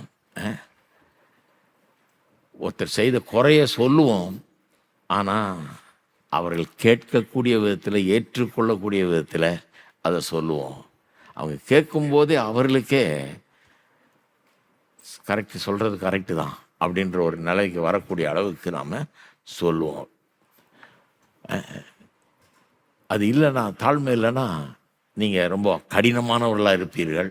சொல்கிறதே கடினமான விதத்தில் சொல்லுவீங்க, காயப்படுத்துகிற விதத்தில் சொல்லுவீங்க. ரெண்டாவது, ஒன்று தாழ்மை தேவை. தாழ்மை தேவை. தப்பு செய்த ஆள்கிட்ட தப்பை சொல்கிறதுக்கு தாழ்மை உள்ள ஆளாக இருக்கணும். ரெண்டாவது, உள்ளத்தில் ஒரு பெரிய சந்தோஷம், உள்ளான சந்தோஷத்தையும் தன்னம்பிக்கையும் உடைய ஆளாக இருக்கணும். ஏன் இதை நான் சொல்கிறேன்னா, சிலர் தங்களையே தங்களை வெறுக்கிறாங்க. அவங்க தங்க மேலேயே அவங்களுக்கு பிரியம் இல்லை, தங்களை பற்றியே ஒரு நல்ல அபிப்பிராயம் அவர்களுக்குள்ள இல்லை. ஆகவே அப்படிப்பட்டவர்களை பார்த்தீங்கன்னா தங்களை பற்றியே ஒரு நல்ல மதிப்பீடு இல்லை அவங்களுக்குள்ள. அப்படிப்பட்ட ஆளுகளை பார்த்தீங்கன்னா தங்களை யாராவது பாராட்டுவாங்களான்னு தான் தேடிட்டு இருக்கிறாங்க. அதனாலேயே ஒரு தவறு நடக்கும்போது அந்த தவறை சொல்ல மாட்டாங்க. ஏன்னா பாராட்ட பெற விரும்புகிறாங்க, திட்டு வாங்க விரும்பலை, அல்லது இன்னொருத்தருடைய கோபத்தை சம்பாதிக்க விரும்பலை, இன்னொருத்தருடைய வெறுப்பை சம்பாதிக்க விரும்பலை. அவங்க எதை விரும்புகிறாங்க? அவங்களுடைய பாராட்ட பெற விரும்புகிறார்கள். அப்போ ஏன்னா இவங்களுக்கே ஒரு தாழ்வு மனப்பான்மை தங்களை குறித்து. ஆகவே அவங்க மற்றவங்களுடைய குறைகளை நேருக்கு நேராக எடுத்து சொல்லி அதை நான் மன்னிக்கிறேன்னு சொல்ல அவங்களுக்கு வராது. ஏன்னா இவங்களுக்கே ஒரு தாழ்வு மனப்பான்மை. நான் யார் மன்னிக்கிறது, என்ன அவனை பாராட்டினா போதும் அப்படின்ற மாதிரி இருக்கிறாங்க. ஆகவே அதை மறைச்சிருவாங்க, அதை ஓப்பனாக பேச மாட்டார்கள். இன்னும் கேட்டால் அது ஓகே பரவாயில்ல அப்படின்ற மாதிரி தான் போவாங்க, அதை எதிர்கொள்ள மாட்டார்கள். ஆகவே சரியான விதத்தில் கிருபையோடு அதை எதிர்கொள்ள வேண்டும் என்று சொன்னால் இந்த தாழ்மை இருக்க வேண்டும். அதோடு கூட ஒரு உள்ளத்திலே ஒரு பெரிய சந்தோஷம், ஒரு நல்ல எண்ணம் நம்மளை பற்றி, ஒரு தன்னம்பிக்கை நம்மளை பற்றி இருக்கணும். நாம் மற்றவங்களை பாராட்ட பெறுறதுக்காக இல்லை, சரியாக இருக்கணும், அவ்வளோதான். உண்மையை சொல்லணும், அன்பாக சொல்லணும், இரக்கத்தோடு சொல்லணும், கிருபையோடு சொல்லணும் அப்படிங்கிற ஒரு எண்ணம் அப்படி தான், அப்போ தான் இருக்கும். அப்போ எங்கேருந்து இந்த தாழ்மையும் சந்தோஷத்தையும் இந்த தன்னம்பிக்கையும் பெறுவது? இதெல்லாம் அவசியமாக இருக்குது கிருபையில் வாழ்கிறதுக்கு. அது எங்கேருந்து பெறுது? அதுதான் சுவிசேஷத்திலேருந்து வருது. மறுபடியும் பாருங்கள், சுவிசேஷத்துக்கு தான் வர்றோம். சுவிசேஷத்திலிருந்து வருகிறது. இந்த உலகத்திலேருந்து அது வர முடியாது, சுவிசேஷத்திலேருந்து தான் வர முடியும். அதாவது ஆவிக்குரிய விதத்தில் அது வர வேணும். நம்முடைய மனித இயல்பான சுவாபம் அந்த தாழ்மையுள்ள சுவாபம் கிடையாது. தாழ்மை தானா வரவே வராது. ஏன்னா வாழ்க்கையில் வெற்றி பெற்றவர்களை பாருங்க, அவங்க ரொம்ப சந்தோஷமாக கான்ஃபிடெண்ட்டாக இருப்பாங்க, தன்னம்பிக்கை உள்ளவர்களாக இருப்பாங்க. ஆனால் தாழ்மையாக இருக்க மாட்டாங்க. அவங்களுக்குள்ள கொஞ்சம் மகிழ்ச்சி இருக்கும், ஏன்னா நல்லா சக்ஸஸ்ஃபுல்லாக இருக்குது, எல்லாம் நல்லா போகுது, நல்லா சம்பாதிக்க நல்லா இருக்காங்க, எல்லாம் வெற்றிகரமாக போகுது, அது இருக்கும். ஜாய் இருக்கும், அவங்களுக்கு சந்தோஷம் இருக்கும், அவங்களுக்குள்ள ஒரு தன்னம்பிக்கை கூட இருக்கும், தலை நிமிர்ந்து இருப்பாங்க. ஆனால் தாழ்மை வர்றது ரொம்ப கஷ்டம். வாழ்க்கையில் தோல்வி விட்டவர்களை பாருங்கள், அவ்வளோ ஒன்றும் சிறப்பாக போல அவங்களுடைய வாழ்க்கை, தோல்வியாளர்களாக இருக்கிறாங்க. அவங்கள பாருங்கள், அவங்க ரொம்ப ஹம்பிளாக இருப்பாங்க. ஏன்னா அவங்களுக்கு பெருமை பாராட்டுறதுக்கு ஒன்றும் இல்லை, அவங்களே தாங்க ஒன்றும் இல்லைன்றதை நினைக்கிறாங்க. அதனால் ஹம்பிளாக இருப்பாங்க. அவங்களுக்குள்ள ஒரு சந்தோஷம் இருக்காது, அவங்களுக்குள்ள ஒரு தன்னம்பிக்கை இருக்காது. சுவிசேஷம் என்ன பண்ணுது? இந்த 2 விதமான ஆள்களையும் அப்படியே டிரான்ஸ்ஃபார்ம் பண்ணுது, அப்படியே மாற்றுகிறது. அப்போ எப்படி மாற்றுறது?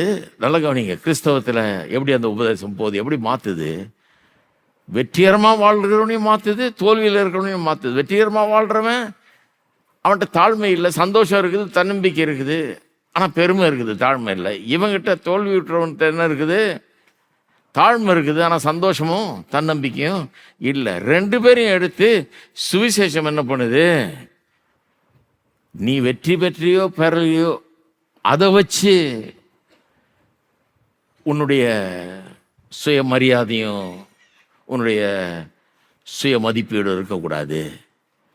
நீ ஆண்டவரால் நேசிக்கப்படுகிறாய். சர்வ உலகத்தையும் உண்டாக்கினவர், எல்லாவற்றுக்கும் மேலானவர், தேவாதி தேவன், கர்த்தாதி கர்த்தன் உன்னை நேசிக்கிறார். இன்னைக்கு ஒருவேளை வெற்றி பெறாதவராக இருக்கலாம், கீழே கிடக்கலாம், கஷ்டப்பட்டுட்டு இருக்கலாம், வாழ்க்கையில் இன்னும் நான் வெற்றியை பார்க்கலையென்னலாம். அதனால தாழ்வு மனப்பான்மை தேவையில்லை. ஏன்னா நீ எவ்வளோ பெர்ஃபார்ம் பண்ணியிருக்கிற, நீ எவ்வளோ நல்ல பெரிய அளவில் சக்ஸஸ்ஃபுல்லாக பிஸ்னஸை பண்ணி எவ்வளோ சம்பாதிக்கிறதுன்னு வச்சு அதை வச்சு கடவுள் உன்னை மதிக்கிறது இல்லை, அவர் உன்னை நேசிக்கிறார். அங்கே தான் வாழ்க்கையை ஆரம்பிக்குது. அங்கே ஆரம்பிச்சிங்கன்னா கீழே இருந்தால் கூட மேலே வந்துடுவீங்க.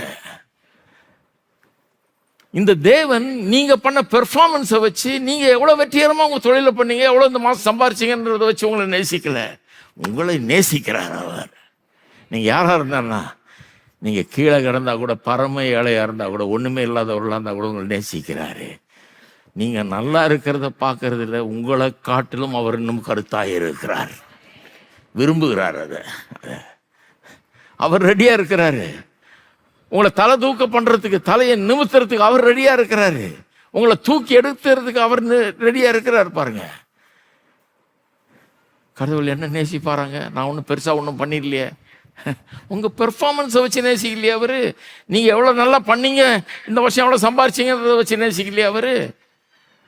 நேசிக்கிறார். இழந்து போனதை தேடவும் ரட்சிக்கவும் வந்தார். அதனால தான் காணாமல் போன காசு கதை. ஒரு காசு காணாமல் போயிடுச்சு, அதை பெருக்கி தொடச்சி தேடுறாங்க.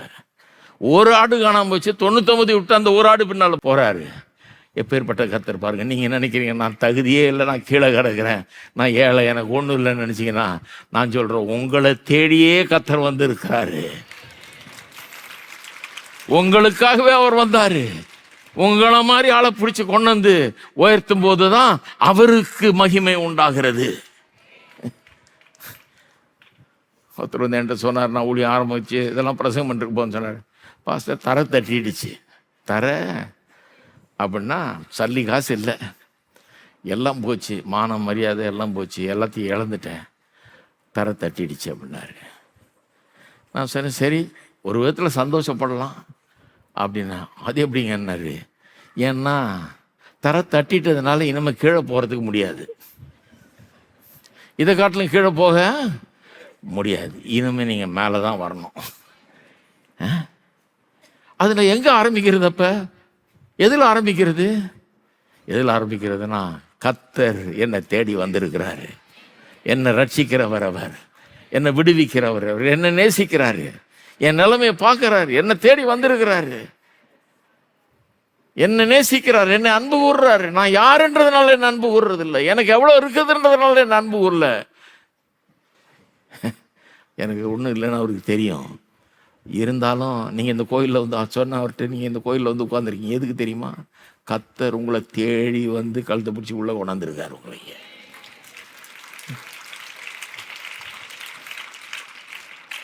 வாயா உன்னை தான் நான் தேடிட்டு இருந்தேன், வா. இந்த மனுஷன் சொல்கிறது கொஞ்சம் கேளு, என்னை பற்றி அவன் சொல்லுவான், கேளு, என்ன அறிஞ்சிக்கோ, என்னுடைய அன்பை புரிஞ்சுக்கோ, நான் உன்னை நேசிக்கிறேன்னு தெரிஞ்சுக்கோ. அங்கதான் வாழ்க்கை ஆரம்பமாகிறது. அதுதான் வாழ்க்கையின் மூலதனம்.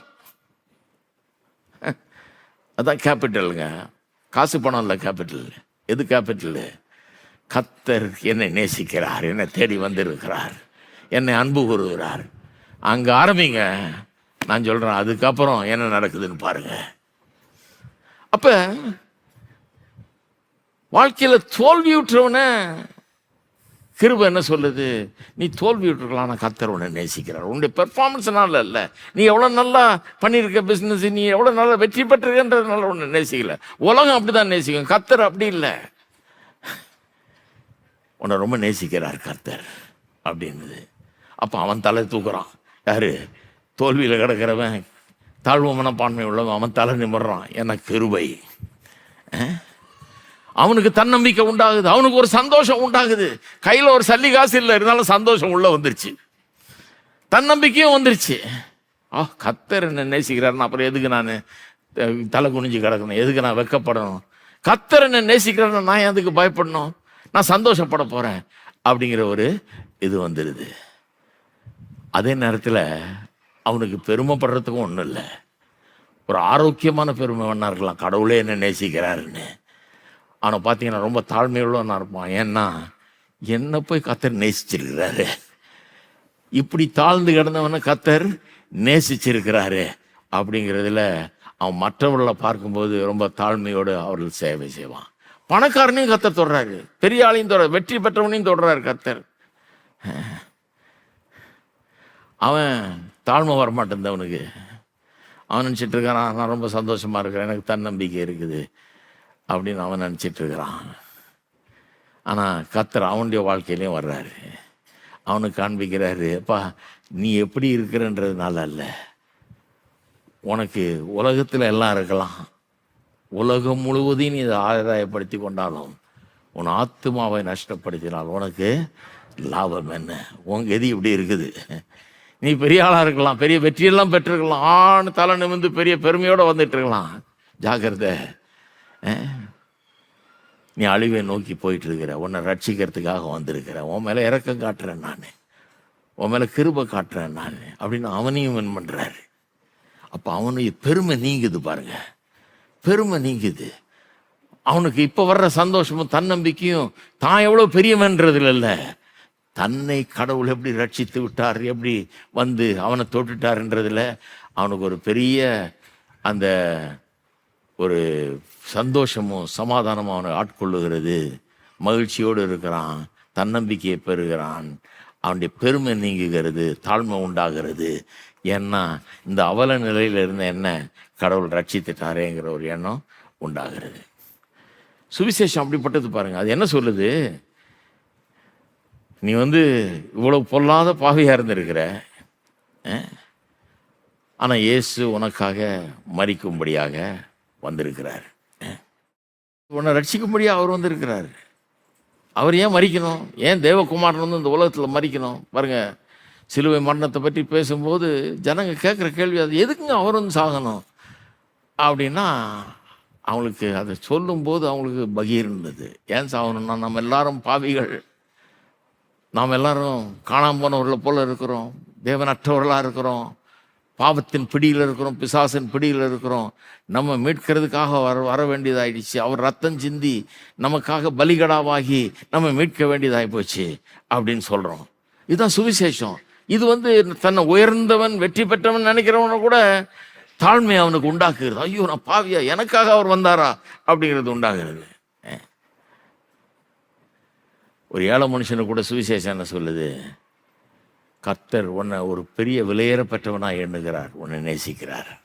அதுக்காக தான் உனக்காக அவர் சாகவும் உனக்காக உயிரையே கொடுக்கவும், பாடுபடவும் உயிரையே கொடுக்கவும் அவர் மனமும் செய்கிறார் அப்படின்னு சொல்லும்போது அவனுக்கு அது பெரிய ஆச்சரியமாக இருக்க வேண்டும். என்ன மாதிரி ஆளுதா, நான் ஒன்றுத்துக்கு உதவாதா, நான் தோல்வி ஆளுனாச்சே, எனக்காக இவ்வளோ பண்ணுறாரா அப்படிங்கிறது. அப்போ பாருங்கள், தற்பெருமையோடு தான் பெரியவன் நினைக்கிறவனும் தொடப்படுறான், அவனுக்குள்ள தாழ்மை உண்டாகுது. தான் ஒன்றும் இல்லைன்னு நினைக்கிறவனுக்குள்ளேயும் அவனுக்குள்ள பெரிய சந்தோஷமும் சமாதானமும் வருது. அவன் கத்தரண்டையில் வருகிறான், கத்தரை தெரிந்து கொள்கிறான். இப்படி சுவிசேஷம் நம்மை மாற்றுகிறது. அப்போ இந்த சுவிசேஷத்தை அறிந்தவர்கள், சுவிசேஷத்தின் மூலமாக ரட்சிக்கப்பட்டவர்கள், அவர்கள் பணக்காரர்களாக இருந்தாலும் அல்லது பெரிய அந்தஸ்தில் இருந்தாலும் ஸ்டேட்டஸில் இருந்தாலும் சரி, ஒன்றுமே ஸ்டேட்டஸ் இல்லாமல் கீழே இருந்தாலும் சரி, அவர்கள் எல்லாருக்குள்ளேயுமே தாழ்மைங்கிறது இருக்கும், சந்தோஷம் என்கிறது இருக்கும், அவர்களுக்குள்ள தன்னம்பிக்கை என்கிறதும் இருக்கும். மூணும் ஒன்றா இருக்கும். சாதாரணமாக மூணு ஒன்றா இருக்காது. வெற்றி பெற்றவனுக்கு தாழ்மை இருக்காது, சந்தோஷமும் தன்னம்பிக்கையும் இருக்கும். தோல்வியுற்றவனுக்கு தாழ்மை இருக்கும், சந்தோஷமும் தன்னம்பிக்கையும் இருக்காது. ஆனால் சுவிசேஷத்தை அறிந்தவனுக்கு மூணும் ஒன்றா வந்து இருக்கும். தாழ்மையும் இருக்கும், சந்தோஷமும் இருக்கும், தன்னம்பிக்கையும் இருக்கும். என்ன மாதிரி காஸ்பல் பாருங்க, இந்த சுவிசேஷம் அற்புதமான ஒரு சுவிசேஷம். அப்போ அவன் ரொம்ப விசேஷத்தவன். அவனுக்கு மன்னிக்கிறது ஒரு பெரிய காரியம் கிடையாது. ஏன்னா அவன் கர்த்தருடைய அன்பை உணர்ந்துட்டான், அவருடைய கிருபை உணர்ந்துட்டான். அவனுக்கு மனம் திரும்புறதும் ஒரு பெரிய காரியம் கிடையாது. நான் குறைவுபட்டவன், நான் பாவி அப்படின்னு சொல்லி மனம் திரும்புறதும் அவனுக்கு சுலபமாயிடுது. மற்றவருடைய குற்றத்தை மன்னிக்கிறதும் அவனுக்கு சுலபமாயிடுது. அவனுடைய குற்றத்துக்காக அவன் மனம் திரும்புறதும் சுலபமாயிடுது. இதெல்லாம் அப்படியே கொண்டு வந்து திருமண வாழ்க்கைக்குள்ளே நுழைச்சிங்கன்னா திருமண வாழ்க்கையே இன்பமானதாக மாறிவிடுகிறது. திருமண வாழ்க்கையில் என்ன பிரச்சனை? இந்த மனுஷன் மனம் திரும்பவே மாட்டாருன்றாங்க. திருமண வாழ்க்கையில் என்ன பிரச்சனை? கொஞ்சம் கூட தாழ்மையே இல்லை, அவருக்கு யாரும் ஒன்றும் சொல்லவே முடியாதுன்றாங்க. அதுதான் பிரச்சனை திருமண வாழ்க்கையில். சுவிசேஷம் எல்லாத்தையும் மாற்றுது பாருங்க. இந்த கிருபையை எங்கே பெறுறோம்? நம்ம எப்படி பெறுகிறோம்? இந்த கிருபையின் வல்லமை எப்படி பெறுறோம்? எப்படி பெறுறோம்னா, இயேசு எனக்காக இயேசு சிலுவையில் மரித்தாருன்னு நம்ம நம்பும்போது, ஜனங்க அவரை கொன்னார்கள், அவரை கொன்னவரில் கூட அவர் மன்னித்தார், இதெல்லாம் சொல்கிறாங்க இல்லையா? அவரை கொன்னவரில் கூட பிதாவே இவர்களுக்கு மன்னியும் இவர்கள் செய்கிறது என்று அறியாமல் செய்கிறார்களே அப்படின்னு சொல்லி மன்னித்தார் அப்படின்லாம் சொல்லும்போது பயங்கரமான உதாரணமாக இருக்குது. உடனே நமக்குள்ளே வர்றது என்ன? சரி, அவர் மன்னிப்பாருங்க, என்ன ஒருத்தன் கொன்னானா நான் அவனை மன்னிக்க முடியாது, அது எப்படி மன்னிக்கிறது அவனை? அவர் மன்னிப்பார், என்னால் அது முடியாது, என்னால் செய்ய முடியாத விஷயம் அவர் கடவுள், அவர் செய்கிறாரு அப்படின்ட்டு போயிடுவோம் நம்ம. ஆனால் நாம் எவ்வளோ பெரிய பாவிகள், இயேசு நமக்காக மரித்தார், நம்முடைய பாவங்களை மன்னிக்கும்படியாக மரித்தார், நம்முடைய பாவங்களை சுமந்து மன்னிச்சார், என்னுடைய பாவத்தை என்னை விட்டு அகற்றும்படியாக மன்னிச்சார், என்னை மாற்றும்படியாக மரிச்சார் அப்படின்னு சொல்லும்போது, அவர் எனக்காக மரிச்சார், இந்த பாவிக்காக மரிச்சார், இந்த தகுதியற்றவனுக்காக மரிச்சார்னு சொல்லும்போது, அப்போ நான் மற்றவனை மன்னிக்கிறது சுலபமாயிடுது. ஏன்னா அவனும் தகுதியற்றவனாக இருக்கிறான், பாவியாக இருக்கிறான், எனக்கு விரோதம் ஆதியை செய்தவனாக இருக்கிறான், அவனுக்கு மன்னிப்பை வழங்குவது ஈஸியாகிடுது. நம்மளை என்னன்னு பார்த்துட்டு நமக்காக சிலுவையில் மரிக்கிறார். நம்மளை பார்த்துட்டு ரொம்ப அழகானவர்கள், ரொம்ப ரொம்ப சூப்பரான ஆட்கள், இவங்களுக்காக போய் நான் உயிரை கொடுக்குறேன்னு வரல. எவ்வளோ மோசமான நிலையில் இருந்தோன்னு பார்த்துட்டு நமக்காக அவர் உயிரை கொடுத்தார் இல்லையா? அப்போ நம்மை அது மாற்றுகிறது இல்லையா? அப்படிதான் அந்த கிருபையின் வல்லமை நமக்குள்ள வருகிறது. அப்போ திருமண வாழ்க்கையில் இந்த தேவனுடைய கிருபையை நாம் ரொம்ப எளிமையாய் விளங்கி கொள்ள முடிகிறது. திருமண வாழ்க்கையில் அதை விளங்கி கொள்ள முடிகிறது. ஏன்னா திருமண வாழ்க்கை நாம் யார் என்கிற உண்மையை நமக்கு எடுத்து காட்டுது, நம்மளை குணமாக்குது இல்லையா? சத்தியத்தின் வல்லமை என்ன? நாம் யாருன்றதை வெளிப்படுது. கிராக்கெல்லாம் வெடிப்பெல்லாம் மேக்னிஃபை பண்ணி காமிக்குது. யாரும் பார்க்காத வெடிப்பெல்லாம் இப்போ திருமணமானதுனால இப்போ பார்க்குறோம். அப்போ சத்தியம் நம்ம எக்ஸ்போஸ் பண்ணுது, நம்முடைய குறைகளை எடுத்து காட்டுது. அன்பு நமக்கு என்ன சொல்லுது? கர்த்தர் ஒன்று நேசிக்கிறாருன்னு சொல்லுது. அன்பு நமக்கு என்ன சொல்லுது? கர்த்தர் ஒன்று அன்பு கூறுறாருன்னு நமக்கு சொல்லுது. அதுதான் 25, 26 வசனத்தில் அருமையாக இங்கே சொல்லப்பட்டிருக்கு பாருங்க. உங்கள் மனைவிகள் அன்பு கூறுங்கள், அப்படியே கிறிஸ்துவும் சபையில் அன்பு கூர்ந்து தாம் அதை திருவசனத்தை கொண்டு தண்ணீர் மூழ்கினால் சுத்திகரித்து பரிசுத்தமாக்குறதுக்கும் கரைதேற முதலானவர்கள் ஒன்றுமில்லாமல் பரிசுத்தம் பிழையும் அற்றதுமான மகிமையுள்ள சபையாக தமக்கு நிறுத்திக் கொள்வதற்கும் தம்மை தாமே அதற்காக ஒப்பு கொடுத்தார். ஒரு பெரிய விலையை செலுத்தி நாம பரிசுத்தமா ஒரு கரைதரை பிழை எதுவுமே இல்லாம நாம பிரமாதம் ஆகும்படியாக நமக்காக தம்மை அவர் ஒப்பு கொடுத்தார். அப்ப நான் சொல்றேன், இது எவ்வளவு பெரிய மாற்றத்தை நமக்குள்ள உண்டாக்குதுன்னு பாருங்க. அவர் அதை நமக்காக பண்ணியிருந்தார்னா நாம் மற்றவர்களுக்காக அதை பண்ண முடியும். உங்களுடைய வாழ்க்கை தினம் உங்களுக்கு எதிராக பல கெட்ட காரியங்களை பண்ணியிருக்கலாம், அதெல்லாம் ஒன்றுமே கிடையாது. இவருக்கு எதிராக மக்கள் பண்ண காரியங்கள், இவரை சிலுவையில் அறைஞ்சது, அது நடந்ததுலேயே பெரிய அநியாயம். அந்த மாதிரி ஒரு கோட்டு இந்த உலகத்திலே இருந்திருக்க முடியாது. ஒரு தவறும் செய்யாதவரை, நன்மையை மட்டும் செய்து சுட்டி தெரிந்தவரை, ஒரு தவறு கூட செய்யலை. யாராலும் பிலாத்து கையை கழுவிட்டான், இவர்கிட்ட ஒரு தவறையும் நான் பார்க்கல அப்படின்னு கையை கழுவிட்டு ஒப்பு கொடுக்குறான் போய் சிலுவையில் அறையிறதுக்கு. எந்த கோர்ட்டில் நடக்குங்க அது? ஜட்ஜு இவன் ஒன்றுமே தவறு செய்யலை, இந்த ஆள் மேலே எந்த குற்றமும் எனக்கு தெரியல, எதையும் நீங்கள் எதையுமே ப்ரூவ் பண்ணல அப்படின்னு சொல்லிட்டு கையை கழுவிட்டு வீட்டுக்குள்ளே அனுப்பியிருக்கணும். அவரை சிலுவையில் அறையப்படுவதற்கு ஒப்பு கொடுக்குறார். ஏன்னா வெளியே ஒரு கூட்டம் நின்று கத்திட்டு இருக்கிறது, இவரை சிலுவையில் அறைய வேணும்னு. இது மாதிரி அநியாயத்தில் உலகத்திலே பார்த்தது கிடையாது. சிலர் சொல்கிறாங்க, என் மனைவி என்ன சிலுவையில் அறையாத குறைதாங்க அப்படின்னு. ஆனால் நான் சொல்கிறேன், அங்கே சிலுவையில் அறையப்பட்ட இயேசு ஏன் சிலுவையில் மரித்தார்? நம்முடைய பாவங்கள் தான் அவரை சிலுவையிலே அறைய செய்தது. நம்முடைய பாவங்களுக்காக தான் அவரை சிலுவையில் அறைய உண்டார். மனுஷர்கள் அவரை எடுத்து சிலுவையில் அறைஞ்சிருக்க முடியாது. அவர்களுக்கு அப்படிப்பட்ட ஒரு பெரிய அதிகாரம் கிடையாது. பிலாத்து ஒன்று அப்படிப்பட்ட, இவர் நினைச்சிருந்தாலும் ஒரு நிமிஷத்தில் அவனை பஸ்பமாக்கியிருக்கலாம். வானத்தி பூமி படைத்த தேவன் அவரே சொல்றாரு, நான் பிதாவிட்ட சொன்னால் தேவதூதரில் அனுப்பி ஒரு பெரிய பட்டாளத்தை அனுப்பிச்சு என்ன விடுவிச்சுருவார். நான் அனுப்பலையே, இவரும் கேட்கலையே, இவரும் அதை விரும்பலையே, தன்னையே மறிக்கும்படியா ஒப்பு கொடுக்குறாரு. என் ஜீவனை நான் கொடுக்குறேன்றார். எவனை இடத்துல எடுக்க முடியாது, நான் கொடுப்பேன், வேணும்னா எடுத்துக்குவேன்றார். சகல அதிகாரமும் அவர்கிட்ட இருக்குது. அப்பேற்பட்டவர் ஏங்க மறிக்கணும்? அவங்க கொன்னதுனால மறிக்கலை, அவங்க ஆணி அடித்ததுனால மறிக்கலை, அவங்க எது பண்ணதுனாலும் மறிக்கல.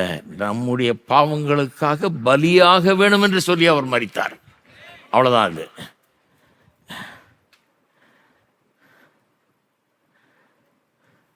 அப்ப நீங்க சொல்றீங்க, என் மனைவியோ என் புருஷனோ என்னை சிலுவையில் அறையிறாங்க அப்படின்னு. நான் சொல்றேன், நம்மெல்லாம் சேர்ந்து தான் அவரை சிலுவையில் அறைய வச்சோம். அவ்வளோ பெரிய பரிசுத்தரை. உங்க கணவரோ உங்க மனைவியோ அவ்வளோ பெரிய பரிசுத்தர் இல்லை அவர் மாதிரி. ஆனால் இவர் ஒரு பாவமும் செய்யாதவர், அவரை சிலுவையில் அறையிறதுக்கு நம்ம தான் காரணமாக இருந்தோம்.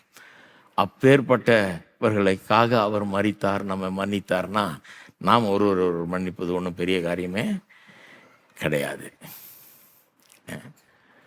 அப்போ ஒரு கதை ஒன்று வாசித்து பாருங்க. ஒரு ரஷ்யாவில் ஒரு ராஜா இருந்தாராம். அந்த ராஜாவுக்கு ஒரு இராணுவ அதிகாரி இருந்திருக்கான். ரொம்ப நம்பிக்கை உள்ள ஆள், ரொம்ப நம்பி இருக்கிறான். அந்த ஆள் காயப்பட்டு யுத்தத்தில் மறிக்கிறான். மறிக்கிற தருவாயில் ராஜா போய் அவனை பார்க்கும்போது அந்த ராஜா கிட்ட ஒரு வாக்குறுதியை அவன் கேட்குறான். ஏன் நான் மறிச்சிட்டேன்னா, எனக்கு ஒரே ஒரு பையன் இருக்கிறான், அவன் நீங்கள் தான் காப்பாற்றணும், ஒரு நல்ல வேலைகளை கொடுத்து அவனை காப்பாற்றணும் அப்படின்றான். அதே மாதிரி ராஜா அவனை எடுத்து அவனை இராணுவத்தில் சேர்த்து அவனும் ஒரு அதிகாரியாக உருவாகிறான். ரஷ்யாவில் நடந்த கதை உருவாகிறான். சிறந்த கல்லூரிக்கு அனுப்புகிறான், சிறந்த பள்ளிக்கூடத்துக்கு அனுப்புகிறான், சிறந்த கல்லூரிக்கு அனுப்புகிறான், சிறந்த படிப்பை கொடுக்குறான், ஆர்மியில் சேர்க்குறான், ஒரு அதிகாரியாக அவன் வளருகிறான். ஆனால் வளர்ந்து வர்ற இடத்துல ஒரே ஒரு கெட்ட பழக்கம் அவனுக்குள்ளே உண்டாயிடுச்சு. அது என்னென்னா கேம்பிளிங், சூதாட்டம் அப்படிங்கிற கெட்ட பழக்கம் உண்டாயிடுச்சு. உண்டாகி அதன் மூலமாக நிறைய பணத்தை இழக்கிறான். அவனுடைய தலைமைக்கு கீழே ஒரு பெரிய இராணுவ சேனையே இருக்குது. ஒரு ஒரு ஒரு பெட்டாலியன் அவனுக்கு கீழே இருக்குது. அதுக்குரிய செலவுகளுக்கெல்லாம் இவன்கிட்ட தான் காசு தர்றாங்க, எல்லாம் பண்ணுறான். அதையும் பெட் பண்ணி, அதையும் பயன்படுத்தி சூதாடி அதையெல்லாம் இழக்கிறான். கணக்கெல்லாம் எழுதிட்டு வந்திருக்கிறான். எவ்வளோ போட்டோம், இதுலேருந்து எவ்வளோ எடுத்து அதில் போட்டோம்லாம் கணக்கெல்லாம் எழுதி ஒரு புக்கில் வச்சுருந்துருக்கிறான். கடைசியில் ஒரு நாள் என்ன பண்ணியிருக்கிறான், தலைக்கு மேலே போயிடுச்சுது, எல்லாத்தையும் எடுத்து பயன்படுத்திட்டான். இப்போ உட்காந்து புக்கு எடுத்து பார்க்குறான். அவனுடைய கணக்கெல்லாம் கண்டுபிடிக்கப்படும். கூடிய சீக்கிரம் கணக்கெல்லாம் அனுப்பணும். அனுப்பிச்சா எல்லாம் பார்த்துருவாங்க, எல்லாம் விளங்கிடும். இதை இன்னும் மறைக்க முடியாதுன்னு சொல்லி தன்னை சுட்டு கொன்று கொள்ளலாம் என்று சொல்லி துப்பாக்கி எடுத்து தோட்டாவெல்லாம் அதில் போட்டுட்டு டேபிளில் உட்காந்து கொஞ்சம் நல்லா குடிச்சிருவோம், குடிச்சிட்டா சுடுறதுக்கு வசதியாக இருக்கும்னு போய் குடிச்சிருக்கிறான். குடிக்க குடிக்க குடிக்க போதை ஏறி அப்படியே படுத்து அந்த மேஜையிலேயே அப்படியே தலையை சாய்ச்சி தூங்கிட்டு இருக்கிறான். அந்த நேரம் பார்த்து ராஜா அங்கே வந்திருக்கிறார். ராஜாக்கள் ஆண்ட காலம் அது. அவர் அந்த பட்டாலியனுக்குள்ளே வந்து சும்மா என்ன நடக்குதுன்னு பார்க்கலான்னு வந்திருக்கார். பார்த்தா இவன் டென்ட்டுக்குள்ளே போனால் இவன் தலை டேபிள் மேலே கிடக்குது படுத்து. பக்கத்தில் துப்பாக்கி இருக்குது, பக்கத்தில் நோட் புக் இருக்குது. அந்த நோட் புக்கில் இவன் எடுத்த பணத்தெல்லாம் கணக்கு எழுதி வச்சுருக்கான். இவ்வளோ நான் திருப்பி வைக்கணுங்கிறத எழுதி வச்சிருக்கிறான். இதை கொடுக்க முடியாமல் தான் இவன் சாகரத்துக்கு தீர்மானிச்சிட்டான்றது ராஜாவுக்கு விளங்கிடுச்சு. அவர் ராஜா என்ன பண்ணாராம், அந்த துப்பாக்கியை எடுத்துக்கிட்டு அதில் ஒரு சின்ன சீட்டு எழுதி வைக்கிறாரு அந்த டேபிளில். என்ன சொல்கிறாரு, ராஜாவாகிய நான் இவனுடைய மொத்த கடனையும் என் சொந்த பணத்திலிருந்து அடைக்க விரும்புகிறேன். இந்த புக்கில் எழுதியிருக்கிற அவ்வளவு பணத்தையும் நான் செலுத்தி விடுகிறேன் அப்படின்னு சொல்லி எழுதி வச்சுட்டு முத்திரையும் போட்டு அங்கே வச்சுட்டு போயிருக்கிறாரு. அவன் எந்திரிக்கிறான். ராஜா அப்படி எழுதி வச்சுட்டு போனதை பார்த்து ஆச்சரியம். ராஜா இவனுடைய பாவத்தை முழுக்க முழுக்க பார்த்துட்டாரு. என்ன செஞ்சிருக்கான்னு விளங்கிருச்சு, எல்லாம் இவன் பண்ண தவறுகள் எல்லாம் விளங்கிருச்சு. ஆனால் அவனுடைய கடனை முழுசாக கவர் பண்ணிட்டார். இதே மாதிரி தான் இயேசு நமக்கு பண்ணார். நாம் என்ன செய்தோன்னு நம்முடைய முழு பாவத்தையும் அங்கேருந்து இறங்கி வந்து பார்த்து எல்லாம் தெரியும். அவருக்கு தெரியாது ஒன்றுமே கிடையாது. நம்ம எவ்வளோ கடன் பட்டிருக்கிறோம், நாம் செலுத்த முடியாத அளவுக்கு கடனை நாம் பட்டு விட்டோம் என்றது அவருக்கு வழங்கிருச்சு. அந்த கடனை அவர் செலுத்தி விட்டார். கல்வாரி சிலுவையில் மூலமாக அவர் செலுத்தி விட்டார்.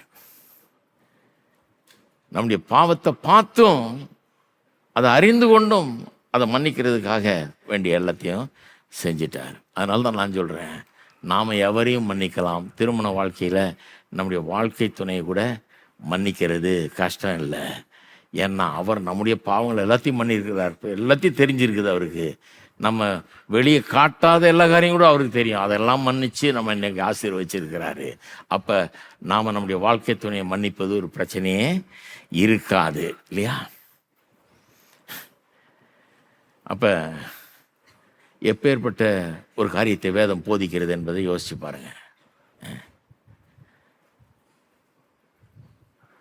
இப்போ நம்ம ஒரு எதிர்காலத்தை நோக்கி போய் கொண்டிருக்கிறோம். பெட்டராகிட்டே இருக்கிறோம். சத்தியம், அன்பு, கிருபை இதெல்லாம் பயன்படுத்தி ஜெம் டம்ளரில் போட்டு வெளியேறப்பெற்ற கற்களை போல இருக்கிற நம்முடைய அழகையும் மேன்மையும் வெளியே கொண்டு வர்றதுக்காக திருமணம் ஒரு அமைப்பு.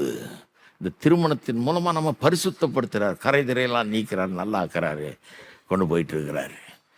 வீடுகளில் பார்த்தீங்கன்னா வெட்டிங் பிக்சர் இருக்கும் இல்லையா? வெட்டிங் பிக்சரு இருக்கும். சிலர்லாம் வெட்டிங் பிக்சரை மாட்ட மாட்டாங்க. நான் மாட்டுறதில்லை.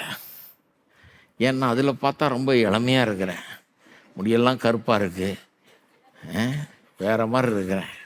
அதில் அது 40 வருஷத்துக்கு முன்னால் எடுத்தது. நல்லா இருக்குது. அது ஏன் மாட்டலைன்னா இனிமேல் ஒருபோதும் அப்படி இருக்க போகிறது இல்லை. அதை பார்த்தா வருத்தமாக இருக்குது நமக்கு. இனிமேல் ஒருபோதும் அந்த நிலைமைக்கு திரும்புகிறது கிடையாது. அதனால தான் அதை மாற்றுறது கிடையாது. அன்னைக்கு ரொம்ப பிரமாதமாக இருந்தோம். அன்னைக்கு வாலிப மிடுக்கு ஜம்முன்னு இருந்தோம். ஆனால் அன்னையிலிருந்து வயசாகிட்டே தான் போகுது இல்லையா? வயசு போக போக அதிகமாகிட்டே தான் போகுது. இந்த சபைக்கே நான் 40 வருஷத்துக்கு மேலே வந்துக்கிட்டு இருக்கிறேன்.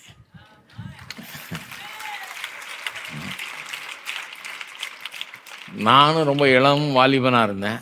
நான் இங்கே முதல்ல வரும்போது எனக்கு கல்யாணம் கூட ஆகலை. அப்போலேருந்து வரேன். பாஸ்டரும் நல்லா யங்காக இருப்பாங்க, ஜம்முன்னு இருப்பாங்க. நாங்கள் 2 பேருமே ரொம்ப யங்காக தான் இருந்தோம்.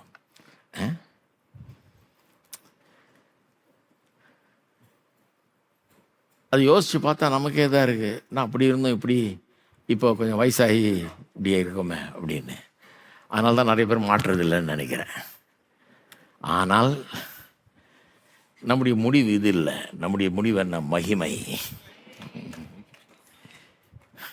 உண்மையாக நான் நினைக்கிறேன், ஏன் மாட்டாமல் இருக்கிறேன்னா, இதை விட பிரமாதமாக இருக்க போகிறேன் நான்.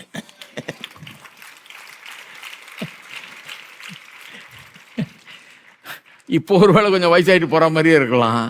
நித்தியம் வரும்போது, இயேசு வரும்போது, மகிமையை நமக்கு தரும்போது, நித்தியத்தில் இதை விட பெரிய மகிமையாக இருக்க போகிறேன். இப்போவும் ஒன்றும் குறைச்சல் இல்லை. ஒருத்தர் சொன்னார், திரும்ப இளமையாக விரும்புகிறீங்களா? ஐயோ வானாங்க, இளமையாக ரொம்ப முட்டாள்தனமாக இருந்தேன், ஒன்றும் தெரியல. இன்னைக்கு எவ்வளோ ஆசீர்வாதமாக இருக்கிறேன், எவ்வளோ சந்தோஷமாக இருக்கிறேன். நான் கொஞ்சம் வயசாகிடுச்சு, வேற ஒன்றும் இல்லை. பட் எவ்வளோ ஆசீர்வாதம், எவ்வளோ நன்மைகள், எவ்வளோ ஆண்டவருடைய எவ்வளோ பெரிய ஒரு திருப்தி எல்லாம் இருக்குது. நான் திரும்பியும் இளமையாக விரும்பலை நான். ஏன்னா எல்லா நல்ல காரியங்களையும் கர்த்தருடைய ஆசீர்வாதங்கள் எல்லாம் அனுபவிச்சிருக்கிறேன். ஆனால் இப்போ நான் அனுபவிச்சதெல்லாம் காட்டணும். இப்போ எவ்வளோ ஆசீர்வாதமான ஒரு வாழ்க்கை. அதனால தான் நான் திரும்பி போக விரும்பலை. திரும்பி போக விரும்பல. நான் படிக்கிற காலத்தில் சும்மா கொஞ்சம் சில்லற காசை பாக்கெட்டில் வச்சுட்டு அமெரிக்காவில் கார் ஓட்டிகிட்டு போயிருக்கிறேன் நான். அது எங்கேயாவது போய் மாட்டினா அவ்வளோதான், ஏதாவது ரிப்பேர் போய் ஒன்றும் பண்ண முடியாது, தெருவில் நிற்க வேண்டியது தான். காசு கிடையாது. ஒரு விசுவாசத்தில் போயிட்டு இருக்குது. இப்போ போகும்போது கிரெடிட் கார்டு இருக்குது, டெபிட் கார்டு இருக்குது, காசு பணம் இருக்குது, எல்லாம் இருக்குது. எல்லாத்தோடையும் தான் பிரயாணம் பண்ணுறேன். ஆனால் அப்போ பயங்கரமான அற்புதங்கள் கர்த்தர் செஞ்சார். ஒன்றுமே இல்லாமல் போவேன், டக்குன்னு எப்படியோ காசு கிடைக்கும். இப்போ நான் ஒரு நாள் ஆண்டவர்கிட்ட சொன்னேன், ஆண்டவரே அந்த மாதிரிலாம் இப்போ நடக்கிறது இல்லையே, எவ்வளோ பெரிய பெரிய அற்புதம்லாம் செஞ்சுருக்கிறீர். ஒன்றும் இல்லாமல் இருந்தேன், திடீர்னு பார்த்தா எங்கே இருந்தோ காசு எனக்கு கிடைக்கும். அவ்வளோ அற்புதமாக நடத்தினீர். இப்போ அந்த மாதிரிலாம் நடக்கிறது இல்லையான்னாரு. அப்போ சொன்னார், திருப்பி அந்த மாதிரி போகிற சில்லறை காசுக்கு வந்துடுறியான்னாரு. அந்த லெவலுக்கு வந்துடுறியான்னா, ஐயோ சாமி வேண்டாம், வேண்டவே வேண்டாம், பயமாக இருக்குது, வேணாம். திருப்பி நான் அதுக்கு வர விரும்பலை. ஏன்னா நல்ல அனுபவிச்சிட்டேன், நல்ல தேவனுடைய ஆசீர்வாதங்களை பெற்று விட்டேன். அதனால் நான் அதுக்கு திரும்ப விரும்பலை. இப்போ அப்படியே ப்ரோக்ரஸ் ஆகிட்டு போயிட்டு இருக்குது, வயசாகி போயிட்டு இருக்குது. ஆனால் நித்தியம்னு ஒன்று வருது. அப்போ இப்போ இருக்கிற அத்தனை ஆசீர்வாதங்களையும் கடந்து மகிமையானவனாக நாம் இருக்க போகிறோம். அதோட கம்பேர் பண்ணால் கல்யாண படம் ஒன்றுமே கிடையாது. அப்போ நீங்கள் யோசித்து பார்க்கணும், நீங்களும் உங்கள் மனைவியும் எப்படி இருக்க போகிறீங்க, எவ்வளோ மகிமையாக இருக்க போகிறீங்க, என்ன மாதிரி இருக்க போகிறீங்க, எப்பேற்பட்ட மகிமைக்கு சொந்தக்காரர்கள் நீங்கள். அதுக்கு உங்களை ரெடி பண்ணிட்டு இருக்கிறாருங்க. இப்போவே கொஞ்சம் பழன்னு ஆக்கி உங்களை நல்லா ஆசீர்வதிச்சு நல்லா மேன்மைப்படுத்தி உங்களுக்கு வாழ்க்கையில் எல்லா சந்தோஷத்தையும் தந்து உங்கள் குடும்பத்தை ஒரு இனிமையான குடும்பமாக, அன்புள்ள குடும்பமாக, நல்ல குடும்பமாக, மகிழ்ச்சியான குடும்பங்களை மாற்றி ஒரு குட்டி பரலோகம் மாதிரி இப்போ மாற்ற விரும்புகிறார். நித்தியத்தில் மகிமையின் மேல் மகிமை, இப்பவே மகிமையின் மேல் மகிமை அடைஞ்சிட்டு இருக்கிறோம். அப்போ பூரண மகிமை. அப்படிதான் நம்ம வாழ்க்கை போய்கொண்டு இருக்கிறது. எத்தனை பேர் அதை நோக்கி போயிட்டு இருக்கிறீங்க? அப்ப திருமணத்தை கர்த்தர் அதற்காக தான் ஒரு அமைப்பாக ஏற்படுத்தி இருக்கிறாரு. அதுதான் நடக்குது. அப்ப 5 டன் லாரி ஏறும்போது அதை ஐயோ என்ன பிரிட்ஜை இடித்து தள்ளும் போல இருக்குன்னு காட்டுது. எங்கெங்கே வீக்னஸ் இருக்குது, எங்கெங்கே கிராக் இருக்குதுன்னு அதெல்லாம் சரி பண்ணால் நல்லா ஓடும். 10 டன் கூட ஓட்டலாம் அது மேலே. அதெல்லாம் சரி பண்ணுறதுக்காக தான் காட்டுறாரு. அதை ஜெம் டம்ளரில் போட்டு உருட்டும் போது கடமுடன்னு ஒன்றோட ஒன்று மோதிட்டு கிடக்கும். என்னங்க வாழ்க்கையே பெரிய மோதலாக இருக்குது, ஒத்து வரமாட்டேங்குதுங்க. சில நேரத்தில் ஒரே லடாயாக இருக்குது, சண்டையாக இருக்குது, என்ன பண்ணுறது இல்லை. இந்த சண்டையெல்லாம் போட்டு கரெக்டாக அருமையாக விலையேற பெற்ற கற்கள் மாதிரி ஜொலிக்கிறதுக்காக, உங்களை திருத்துறதுக்காக, அதுக்காக தான் அந்த சண்டை நடக்குது. ஹலோ, இருக்கிறீங்களா? அதெல்லாம் முடிஞ்சு நல்லா வரும்போது திருந்தி நல்ல அருமையானவர்களாக நம்ம மாறுகிறோம். எத்தனை பேர் சொல்றீங்க அப்படிதான் மாறிட்டு இருக்கிறீங்கன்னு? உங்களுடைய எதிர்காலம் அற்புதமானது. அதற்காக வழி நடத்தி கொண்டிருக்கிறார். இப்பவே மகிமையின் மேல் மகிமை, இன்னும் பூரண மகிமை அவர் தருகிறார். ஆமென். கர்த்தர் உங்களை ஆசீர்வதிப்பாராக.